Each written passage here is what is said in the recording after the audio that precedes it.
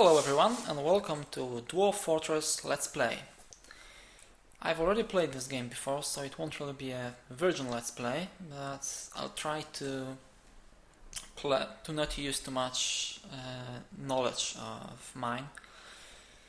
So that's how the game looks, except that if you play this game without any additional graphic packs, it would be only ASCII characters, only letters, smiles and other awful things you can't really understand if you're not a hardcore player. Anyway, Dwarf Fortress is a survival simulation roguelike with elements of simulation, fort building, and many other things. Your objective in this game is to survive and prosper. You start the game with a band of 7 dwarves, some supplies. Let's see. Yeah, a couple of supplies there. You can see them animating and changing, showing what's in my wagon. And the first thing you need to do is to start building your fortress. Let me change my layout a little bit. Okay, that's the map. The whole map of the whole world is much bigger. It's about 40 times as big as this. But when starting a game, you need to choose only a small fraction of that in which you can build your fortress. It's not really the very beginning of the game, because before you actually get to play, you first need to create a world in which you will play and choose a starting position.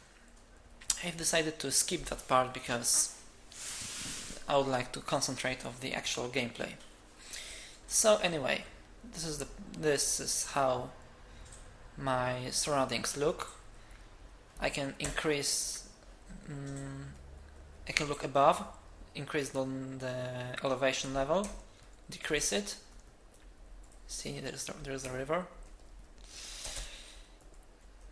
And as I mentioned before, my first objective is to dig into the stones and start building my fortress. So these are the options you have in the game. There's a lot of stuff here, and I will go over it one by one as I'll be playing. The first thing is you need to press D. You need the D and choose mine. And now I can find a good place to start digging. Let's see. I'll go here. Okay. I could dig a little, but because, as I mentioned, I've played this game before, I know that I must make the early corridor at least 3 tiles wide, because at some point in the game a trade caravan will arrive, and it requires at least the size of the caravans are 3 tiles wide.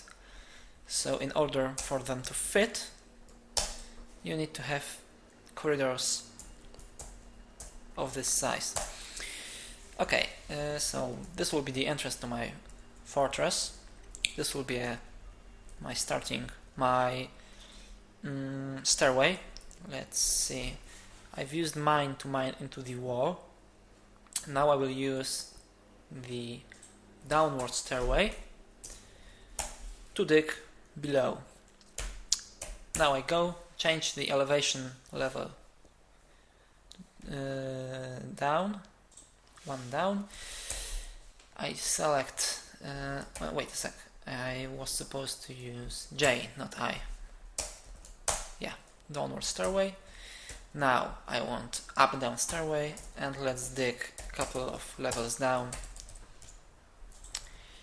and tell my dwarves to do stuff. As you can see, one of them went above, This guy's probably fishing. Let's see.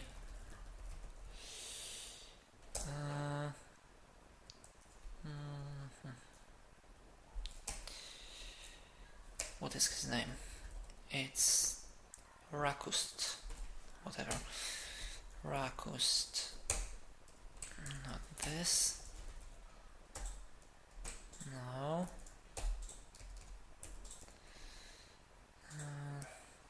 Okay, I don't remember how I can check what he's doing. Probably I need to set up a manager first. Okay, never mind. This guy probably went fishing, and this guy here is my miner, and he's digging the tunnel. When you are embarking for your fortress, you can select the abilities and the inventory you'll take with you. I went with the default, and in the default one there's only one miner selected, although there are two pickaxes, so I should be able to tell one of the other guys to actually no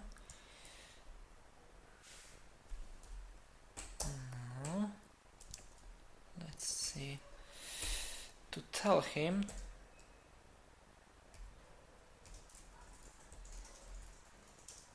to yes, labor. Let's see, I can enable mining for this guy, and he should help the other one. Yeah, as you can see, he's going there. Okay, so the first thing I need to do is to dig a little and have some living space. There's a lot of things you need to do in the very beginning. You need to dig into the mountain, build farms, build workshops, set up a dining hall, bedrooms. In the meantime, you need to be on your toes, because there's a chance that someone will attack you although it's pretty unlikely to be attacked at the very beginning of the game. But you need to keep eye on military. You need to make sure that your dwarves are not starving. So for the very beginning, it's really good to choose a location with a river, because you can at the very least go fishing and feed your dwarves with fish. It's also important because the dwarves like booze, but from time to time they can drink water. So once you run out of the starting alcohol, the water around can help them survive. Okay, let's continue. Here in this place I will build a trade depot. It's 5 by 5. 2, 3, 4, 5, yeah. It's 5 by 5. And as I said, the trade depot will spawn somewhere on each edge of the map, and will travel to the nearest trade depot. And then I'll be able to sell whatever I manage to produce and buy whatever they bring with them. Okay, so now I will see, because I have never before seen salt rock, so I need to check if I can actually build a farm on this kind of floor. So we go to B, building, and we need to find farm plot. It's P. Okay, let's see. Nope, can't. Okay, so apparently I won't be able to farm, which is not really good, but let's see. How deep is this water? It's 7 by 7, so it's pretty deep water. So although I can't build a farm plot anywhere, I could probably build a farm on the outside, but in the long run it's very, very risky, because you want your dwarves generally to stay inside at least until you have a pretty big military. Until then, you should really keep them inside. So it's really the best to have your farm hidden inside your fortress. But what I can do, and I'll probably try to do it a little bit later, is to dig around this water pool and then dig through this wall, make the water, it's not salt water, no, make this water fill the chamber, and hopefully at some point the water will either evaporate or be drained in some other way, and it will leave behind mud. Yeah, I think it's called mud floor. Mud? I don't know how to pronounce that word. But anyway, I'll be able to farm in this place. Put farms. Okay, let's continue and let our dwarfs dig down. It's pretty bad starting location because these salt walls around here take a really long time to dig through. Okay, let's see. Okay, in the meantime, there are some other things to do. One of the many problems in the game is handling waste. When your dwarves eat something, it usually leaves some remains, which if you leave them alone for too long will spoil, and unless these spoiling items are kept outside, they will start producing something called miasma, which is very dangerous for your dwarves. So generally you should tell your little guys to store all of the refuse, corpses and other waste outside. To do that, we choose the stockpiles menu. It's P. There are, as I mentioned, there are two elements, corpses and refuse. Both of them are something we don't want to keep in our fortress. So I'll go make a custom setting for my stockpile. I will select corpses, yes, and refuse. Go back and create a pretty big stockpile to store these things. Okay, they're digging down. Another thing to do is that I don't want to leave my supplies laying here for too long, so I will build another chamber mining. I will build another chamber, let's say this size. I will wait for my dwarves to dig it through. It's gonna take a moment. Let's get back to I'll get back to you once they dig through. As you may notice, the dwarves haven't finished their digging, but I've decided to jump in to show you why they didn't finish their work. As you may notice, there's a blue downwards arrow blinking on these guys. It means they got thirsty. So they went back to the supplies wagon, drank some booze, and they're back to work. Okay, since they're almost done anyway, I'll get to another point. Another thing.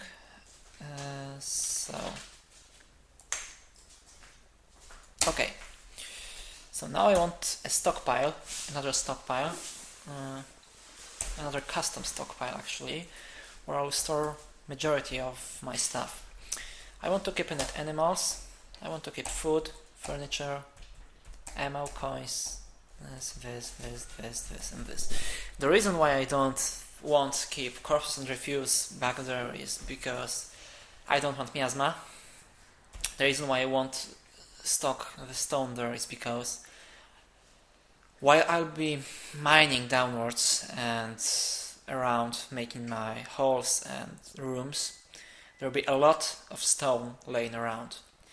The problem with that is the dwarves will try to haul all of that stone to the nearest stockpile. So if, for example, I made here a stockpile for stone, all idle dwarves will just run here and carry that stone to the stockpile. I don't want to do that because there are other important things they can do. And the same goes for wood. I haven't chopped any trees yet, but once I do, if there is a stockpile with at least one, a wood stockpile with at least one tile empty, a dwarf would try to haul wood to that place. So let's go, let's create my stockpile, and you may see the idlers went down from 6 to 0. And all the dwarves are rushing now to move things to that place. Okay, so let's see. There's some other stone below. It's gabbro wall. No, that's not important right now. Right now, what is important is to... Yeah, there are so many things to do, it's really difficult sometimes to decide what to do next. Generally, my objectives are to build a floor for workshops, for carpentry, mason, jeweler, and mechanic. I also need to provide sleeping quarters for my dwarves. I need to build a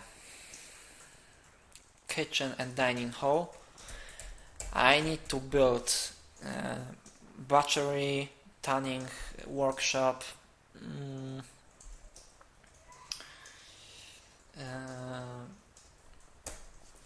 distillery, oh no wait, it was called still, to produce alcohol.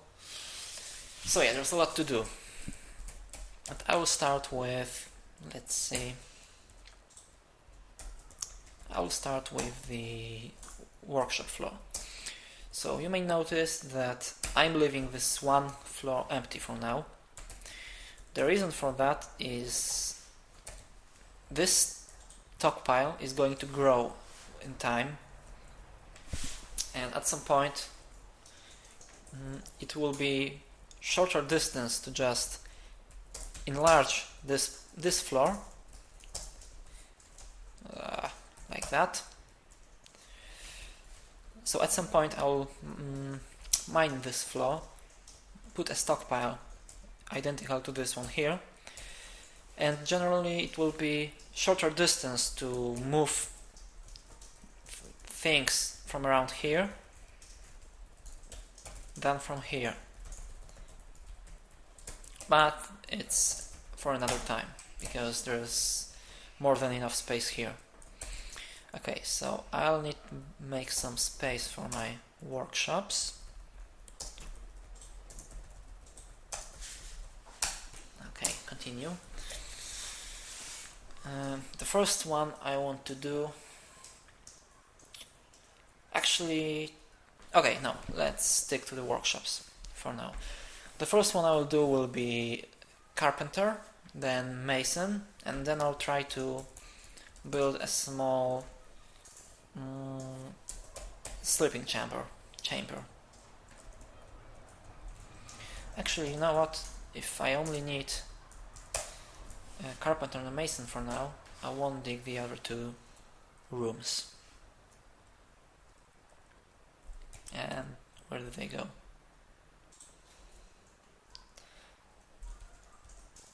Okay, apparently they've decided they want to...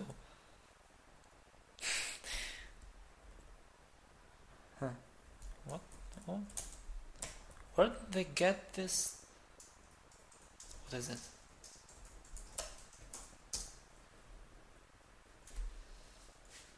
Okay, this... I have no idea what that is. Probably a killed turtle. but for some reason my miners decided to stop mining and just go for the turtles. That happens a lot, actually, in this game. Quite often your little guys will abandon whatever you think is more important and go around doing stuff you don't want them to do. The game is bundled with a pretty primitive way of handling the labors, as I've done it before. You can go into any of the dwarves, choose preferences, and control what jobs they do. Yeah, but right now there are only 7 dwarves. Within 2 or 3 hours in the game, I will have 20, and it will be completely impossible to manage them from inside the game. That's where other tools are introduced. It's Dwarf Therapist, and it's an external tool which allows you to easily change labors for your dwarves, see what they are currently doing, make sure they are happy, what their equipment is. You can change their nickname and so on. So, I want my miners to stop these are all the labors in the game. Each labor allows a dwarf to do some of the things. For example, masonry is required to work in the mason workshop, to build stone constructions, and so on. Some of them are very limited. For example, fishing, it's only required to catch the fish. There is a separate labor for cleaning and dissecting the fish. Then there's a whole lot of labors for hauling stuff. I'm moving around. Okay, as I said, I want my miners to not haul anything, so I will just disable these labors, commit the changes, and let's see, they went back to digging. Okay, I'm going back to build. Let's wait a second. And I'm back. Sorry for the pause. I had a guest in real life. Nothing came.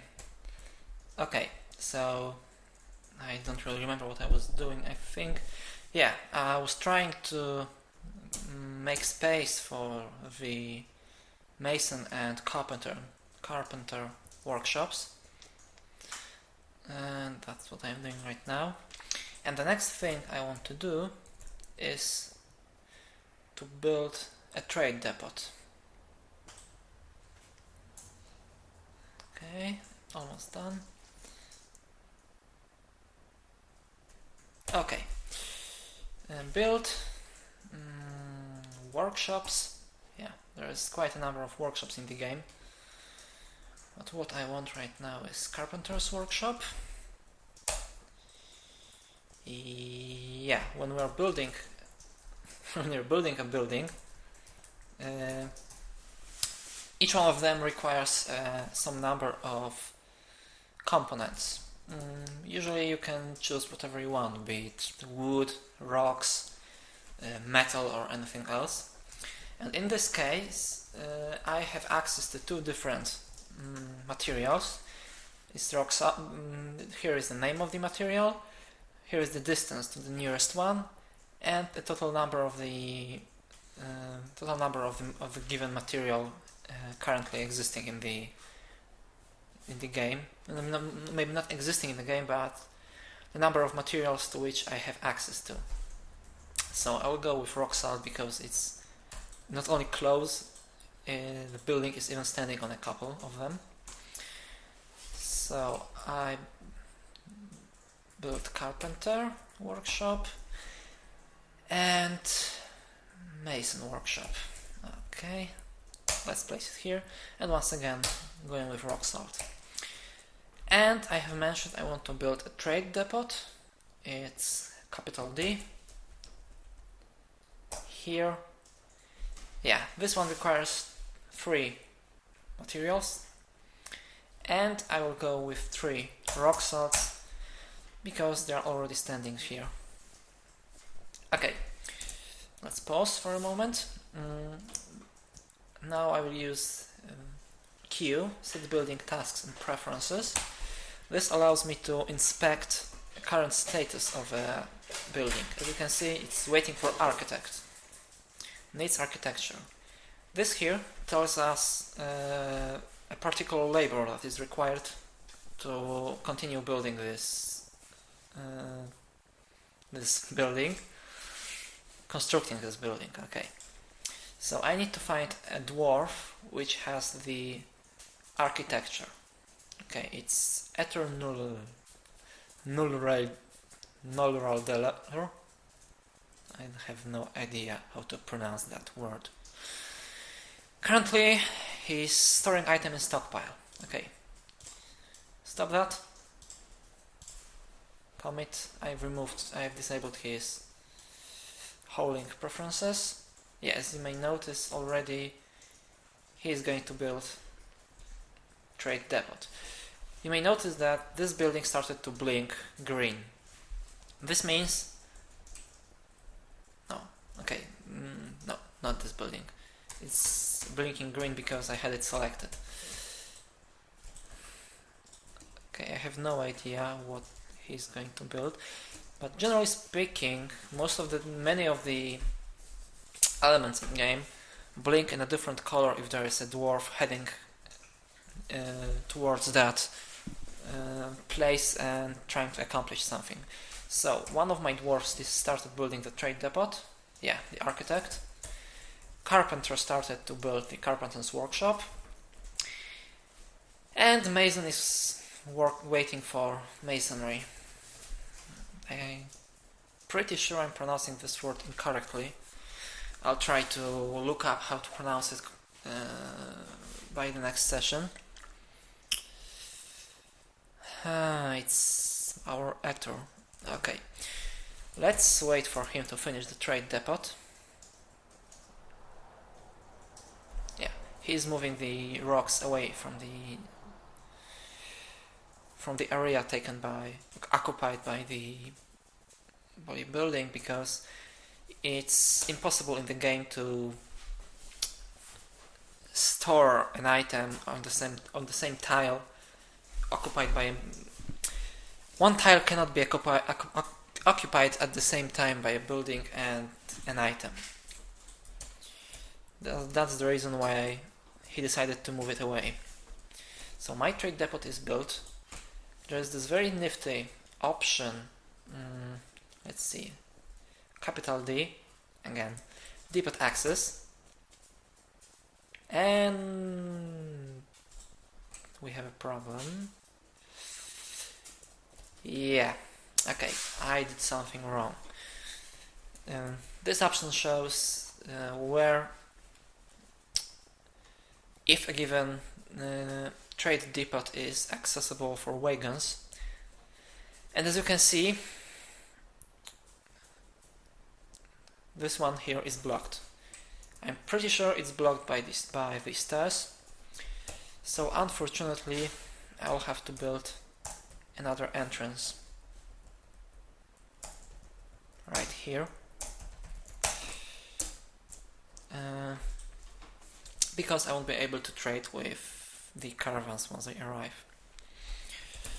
So the carpenter's workshop is built, mason's workshop is being built, and I want to chop down some trees.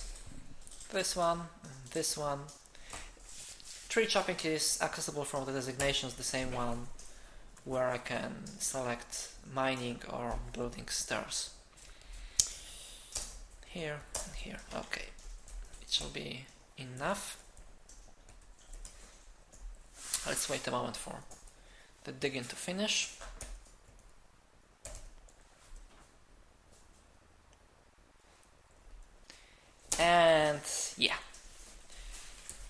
trade depot is once again accessible. Alright, I think that's pretty much all I wanted to do in this episode. So to summarize, I've started building my fortress. I have trade depot ready, so if a caravan comes around, I can trade with them. I have nothing to trade with yet, so that might be an issue, but we'll think about it later. I have built carpenter's workshop and mason's workshop. This allows me to start constructing some items. I will start with beds because I want to build a sleeping hall as soon as possible to improve the moods of my dwarves. And I want a couple of doors. I need at least one door to close off the sleeping hall. And I'll light a couple of doors here, because if you place a door, you can mark it as inaccessible for pets, and I'm not sure I want my pets allowed in this place. I'm kind of worried that for example, this cat might eat something he shouldn't. So yeah, let's just wait for the woodcutter to chop down a tree. Is there anyone with this skill available? Let's see, wood cutting. No. Okay. For now, toss it will do it.